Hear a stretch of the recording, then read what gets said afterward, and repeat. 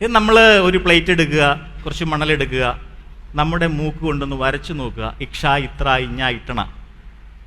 നല്ല വേദന എടുക്കും. കാരണം മൂക്കെന്ന് പറയുന്നത് അത്രത്തോളം സംവേദനക്ഷമതയുള്ള ഹൈലി സെൻസിറ്റീവായിട്ടുള്ള ഒരു അവയവമാണ് മനുഷ്യന്. ഈ നേരത്തെ പറഞ്ഞ 3 കാര്യങ്ങൾ ചെയ്യുന്ന ആനയ്ക്ക് അവയുടെ ശിരോനാഡിയിൽ ഒന്നായിട്ടുള്ള ട്രൈജെമിനൽ നെർവ്, അതിൻ്റെ ശാഖകൾ പടർന്ന് പന്തലിച്ച് കിടക്കുന്ന തുമ്പിക്കൈ, ആ തുമ്പിക്കൈ കൊണ്ട് നമ്മൾ എന്താണ് ചെയ്യിക്കുന്നതെന്ന് ചോദിച്ചു കഴിഞ്ഞാൽ തടി പിടിപ്പിക്കും. JCB ഒക്കെ ഉള്ള ഈ ഒരു കാലഘട്ടത്തിൽ പോലും നമ്മൾ എന്ത് ചെയ്യും? ഈ ക്രൂരത ചെയ്യിക്കും. അത് അനുഭവിക്കുന്ന ബുദ്ധിമുട്ട്, വേദന എത്രയാണെന്ന് മനസ്സിലാക്കാൻ പലപ്പോഴും മനുഷ്യന് കഴിയാറില്ല. ഇത് ആന കയറാതിരിക്കാൻ വേണ്ടിയിട്ട് പലരും മുള്ളുവേലിയൊക്കെ ഉണ്ടാക്കാറുണ്ട്. തുമ്പിക്കൈ അറ്റുപോയൊരു മൃഗത്തിൻ്റെ വേദന എത്രയായിരിക്കും, അതിൻ്റെ അതിജീവനം എത്രയായിരിക്കുമെന്ന് നമ്മളൊന്ന് മനസ്സിലാക്കുക. ആന പിടുത്തം എന്ന് പറയുന്നത് 5 രീതിയിൽ പിടുത്തും. ആനക്കൂട്ടത്തെ ഒന്നടങ്കം പിടിക്കുകയോ, കൂനാങ്കുരുക്കിട്ട് പിടിക്കുകയോ, അല്ലെങ്കിൽ താപ്പാനപ്പുറത്തേറി ഓടിച്ചിട്ട് പിടിക്കുക, ഏത് രീതിയിലും. അവസാനം വാരിക്കുഴി, അത് 4-5 ഘടകങ്ങളുണ്ട്.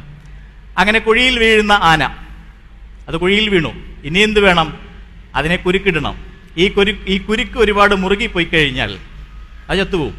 പിന്നെ എന്താ ചെയ്യേണ്ടത്? ആ കുരുക്കിടുന്നതാണ് കുരുക്കിടുന്നവൻ്റെ മിടുക്കെന്ന് പറയുന്നത്. അങ്ങനെയുള്ള ആനയെ അവസാനം വലിച്ചു കയറ്റി. ഇനി അടിമകളായിട്ടുള്ള താപ്പാനകൾ, മനുഷ്യൻ്റെ അടിമകളായിട്ടുള്ള താപ്പാനകൾ ഉപയോഗിച്ച് അതിനെ കൊണ്ടുപോവുകയാണ്. കൊണ്ടുപോയി കഴിഞ്ഞാൽ കൂട്ടിനകത്തേക്ക് കയറ്റണം. ഈ കൂട്ടിൽ കയറാനൊന്നും സമ്മതിക്കത്തില്ല. പിന്നീട് അവിടെ നടക്കുന്നത് എന്താണെന്ന് ചോദിച്ചു കഴിഞ്ഞാൽ അതിൻ്റെ പല പടങ്ങളും കാണിക്കാൻ പറ്റില്ല. ക്രൂരത എത്രത്തോളം ആകാമെന്നുള്ളതിൻ്റെ പല പടങ്ങളും നമുക്ക് കാണിക്കാൻ സാധ്യമല്ല. എങ്കിലും ചിലത് കാണിച്ചേ മതിയാകും. അങ്ങനെയുള്ള ആനയെ കെട്ടിയിട്ടടിക്കുക, കുത്തുക, നോവിക്കുക, ഒരുപാട് കാര്യങ്ങൾ ചെയ്യിക്കും. എന്തിന്? അതാണ് ചോദ്യം. നമ്മളീ കാണുന്നതിൻ്റെ പേര് കോന്നിയിലെ ആനക്കുട്ടിൽ എന്നാണ്. കാണാനൊക്കെ കൊള്ളാം. പക്ഷേ ഇത് സയൻസിൻ്റെ ദൃഷ്ടിയിൽ ഗ്വാണ്ടനാമോ തടവറയേക്കാളും ഭീകരമാണ്.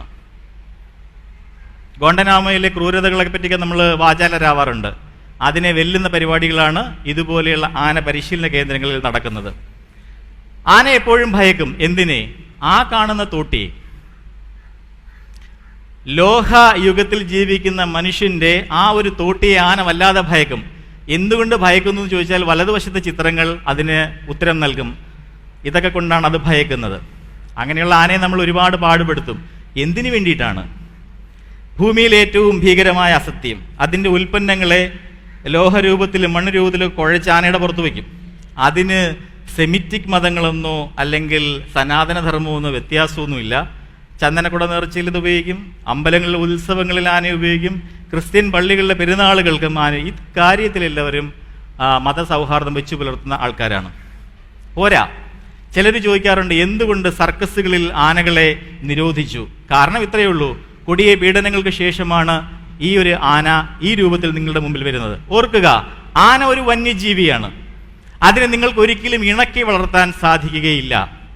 അതിനെ മെരുക്കാനേ പറ്റൂ.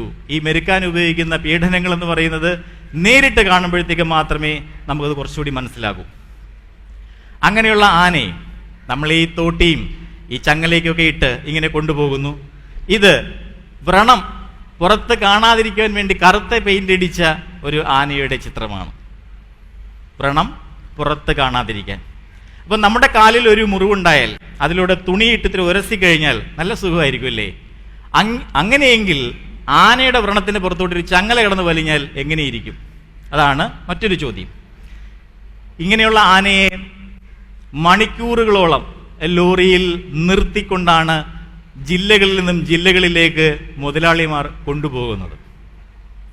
സ്വച്ഛന്തമായി കാട്ടിൽ വിഹരിക്കുന്ന ആനയെ കണ്ടു കഴിഞ്ഞാൽ പ്രശസ്ത wildlife photographer Seema Suresh Nilambari Mohan ഒരിക്കൽ പറയുകയുണ്ടായി, സഖ്യൻ്റെ മടിത്തട്ടിൽ കിടക്കുന്ന അല്ലെങ്കിൽ അവിടെ വിഹരിക്കുന്ന ആനയെ കണ്ടു കഴിഞ്ഞാൽ ഒരു കാലത്തും നിങ്ങൾക്ക് അതിനെ ചങ്ങലക്കിടാൻ തോന്നുകയില്ല. പിന്നെ ആന എന്തുകൊണ്ട് ഇടയുന്നു എന്ന് ചോദിച്ചാൽ അതിൻ്റെ മുകളിലിരിക്കുന്ന സാധനത്തോട് മനുഷ്യർക്കേ ഉള്ളൂ ഭയവും കാര്യങ്ങളൊക്കെ. അതൊക്കെ എന്തോ സംഭവമാണെന്ന് വിചാരിച്ചിരിക്കുന്ന മനുഷ്യർ. ആനയ്ക്ക് ഈ അസഹ്യമായ ചൂടും അതിന് ചുറ്റുമുള്ള ശബ്ദവും പുകയും വെടിപ്പുകയും എല്ലാം കൂടി ചേരുമ്പോഴത്തേക്കും അൺസഹിക്കബിൾ ആനയുടെയും പലരെയും കുത്തിക്കൊല്ലും. അതിന് ആനയെ നമ്മൾ കുറ്റം പറഞ്ഞിട്ട് കാര്യമില്ല. നേർച്ചയ്ക്കെത്തിയ ആന പാപ്പാനെ കുത്തിക്കൊന്നുവെന്നും ആറാട്ടിനിടെ ആന ഇടഞ്ഞു എന്നൊക്കെ നമ്മൾ പത്രങ്ങളിൽ വായിക്കുന്നത് എന്തുകൊണ്ടാണെന്ന് ചോദിച്ചാൽ അതിൻ്റെ ശരീര പ്രത്യേകത ഒന്നുകൊണ്ട് മാത്രമാണ്. അതിന് ഇതൊന്നും സഹിക്കാനുള്ള ത്രാണി ഇല്ല. ഇനി ഇതൊരു ട്രോൾ വന്നതാണ്, ഉത്സവ സീസണിൽ ആനയുടെ വിവിധ ഭാവങ്ങൾ.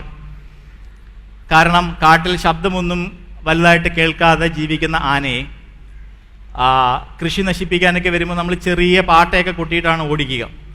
അങ്ങനെയുള്ള ആനയുടെ മൂട്ടിൽ നിന്നിട്ടാണ് നമ്മൾ ഈ പാഞ്ചാരി മേളം നടത്തുന്നത്. പോരാഞ്ഞിട്ട് വെടിക്കെട്ടും. അങ്ങനെ വരുമ്പോൾ അത് അനുഭവിക്കുന്ന ബുദ്ധിമുട്ട് എത്രയാണ് എന്ന് മനസ്സിലാക്കണമെങ്കിൽ നമ്മൾക്ക് തന്മയീ ഭാവം വരണം. നമ്മൾ മനസ്സുകൊണ്ടൊരു ആനയാണെന്ന് ചിന്തിക്കുക. അങ്ങനെയെങ്കിൽ മാത്രമേ നമുക്കത് മനസ്സിലാക്കാൻ സാധിക്കൂ. ഈ കണ്ണീര് ഇതിന് ഒരുപാട് അർത്ഥങ്ങളുണ്ട്. പക്ഷെ അത് മനസ്സിലാക്കണമെന്നുണ്ടെങ്കിൽ നമുക്ക് വേണ്ട ഏറ്റവും വലിയ ഗുണമെന്ന് പറയുന്നത് തന്മയീ ഭാവം ഒപ്പം സംസ്കാരം. സംസ്കാരത്തിൻ്റെ നിർവചനം ഇത്രയേ ഉള്ളൂ, മറ്റൊരാളോടുള്ള കരുതൽ. അതൊരു മനുഷ്യജീവിയാവാം, മറ്റൊരു മൃഗമാവാം.